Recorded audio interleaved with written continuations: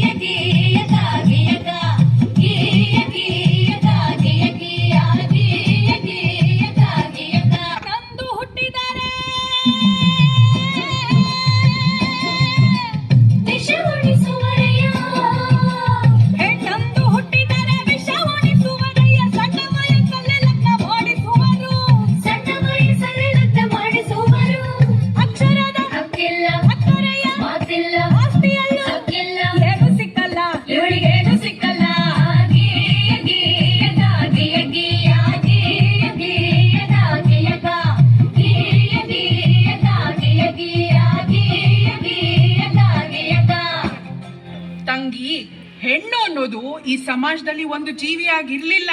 ಅವಳು ಆಸ್ತಿ, ವರ್ಣ, ವಂಶ ರವಾನಿಸೋ ಒಂದು ಯೋಜನೆ ಆಗಿದ್ಲು. ಈ ಜಾತಿ ಆ ಜಾತಿ ಸೇರ್ಬಾರ್ದು, ಆ ವರ್ಣ ಈ ವರ್ಣ ಬೆರಿಬಾರ್ದು, ಈ ಆಸ್ತಿ ಆ ಆಸ್ತಿ ಅವ್ರಿವ್ರ ಕೈ ಸೇರ್ಬಾರ್ದು.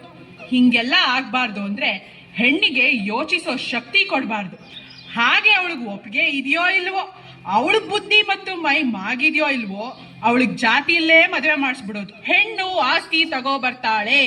ಹಾಗಾಗಿ ಒಬ್ಬ ಗಂಡಿಗೆ ಹೆಚ್ಚೆಚ್ಚು ಮದುವೆ ಮಾಡಿಸಿದಷ್ಟು ಹೆಚ್ಚೆಚ್ಚು ಆಸ್ತಿ ಬರುತ್ತೆ. ಒಂದ್ ವೇಳೆ ಗಂಡ ಸತ್ರೆ ಅವಳು ಯಾವ ಗಂಡು ನೋಡದೆ ಇರ್ಲಿ, ಹಾಗ ಅವಳು ಬೇರೆ ಸಂಸಾರ ಮಾಡದೇ ಇರ್ಲಿ ಅಂತ ಅವಳು ತಲೆ ಬೋಳಿಸ್ತಿದ್ರು. ಅವಳು ಮನೆ ಬಿಟ್ಟು ಆಚೆನೆ ಬರಂಗಿರ್ಲಿಲ್ಲ. ಹೇ ನನ್ನಪ್ಪ ಸರ್ದಾರ ಗುಡುಗಿದನಯ್ಯ, ಗುಡುಗಿದನಯ್ಯ ಸಭೆಯಲ್ಲಿ ಹಿಂದಿನ ಹೇಸಿಗರ ತೊಳೆದನಯ್ಯ, ತೊಳೆದಾರಿಯ ನಾಡಲ್ಲಿ ಪ್ರತಿಯೊಂದು ಹೆಣ್ಣು ಮಗು ಓದು ಬರಹ ಕಲಿಯಬೇಕು, ಪ್ರತಿ ಸರ್ಕಾರಗಳು ರಕ್ಷಣೆಯ ಕೊಡಬೇಕು, ಪ್ರತಿ ಕ್ಷೇತ್ರದಲ್ಲೂ ಹೆಣ್ಣಿಗೆ ಮೀಸಲು ಭೇದ ಭಾವ ಮಾಡೋರ ಜೈಲಿಗೆ ಹಾಕಬೇಕು.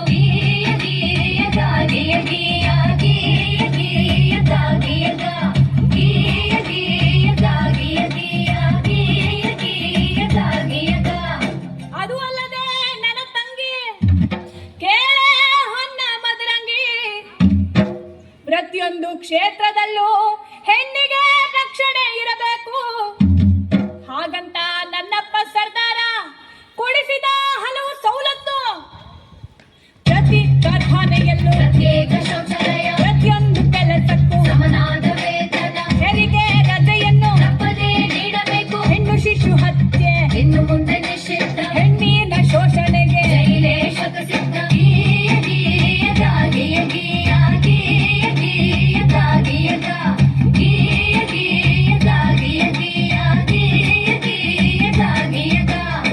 ಹೀಗೆ ಹಲವಾರು ಸವಲತ್ತುಗಳು ಹಾಗೂ ಸ್ವಾತಂತ್ರ್ಯವನ್ನು ನಿಮ್ಮಂತ ಹೆಣ್ಮಕ್ಳು ಅರಿವಿಲ್ಲದೆ ಅನುಭವಿಸುತ್ತಿರುವ ಅನುಕೂಲಗಳನ್ನು ನಮ್ಮಪ್ಪ ಆ ಭಾರತ ಭಾಗ್ಯ ವಿಧಾತಾನೇ ಕೊಡಿಸಿದ್ದು.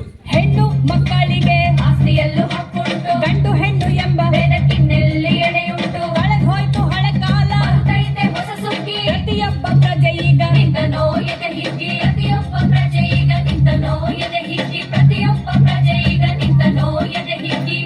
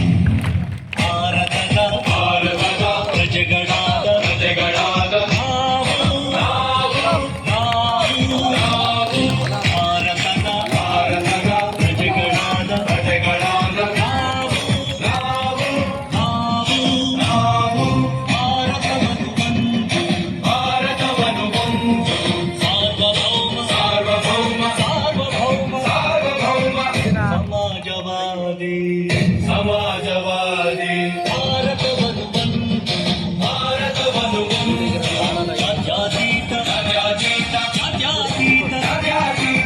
ಪ್ರಜಾಸತ್ತಾತ್ಮಕ ಗಣರಾಜ್ಯವನ್ನಾಗಿ ರೂಪಿಸುವುದಕ್ಕಾಗಿ ಭಾರತೀಯರೆಲ್ಲರಿಗೂ ಸಾಮಾಜಿಕ ಆರ್ಥಿಕ ಮತ್ತು ರಾಜಕೀಯ ನ್ಯಾಯವನ್ನು ವಿಚಾರ ಅಭಿವ್ಯಕ್ತಿ ನಂಬಿಕೆ ಧರ್ಮ ಮತ್ತು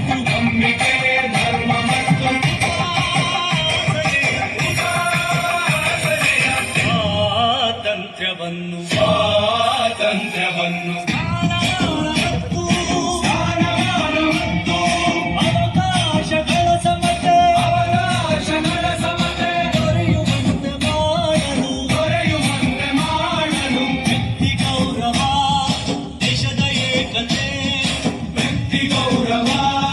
ದೇಶದ ಏಕತೆ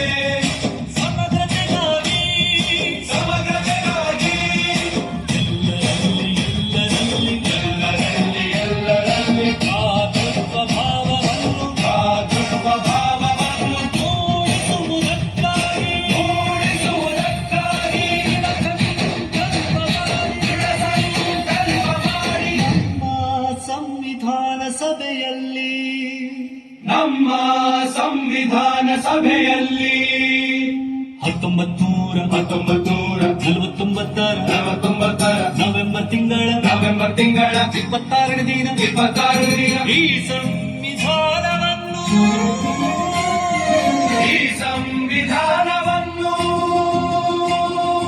ನಮಗೆ ನಾವೇ ಅರ್ಪಿಸಿಕೊಂಡು ಅಂಗೀಕರಿಸಿ ಶಾಸನವಾಗಿ ವಿಧಿಸಿಕೊಂಡಿದ್ದೇವೆ.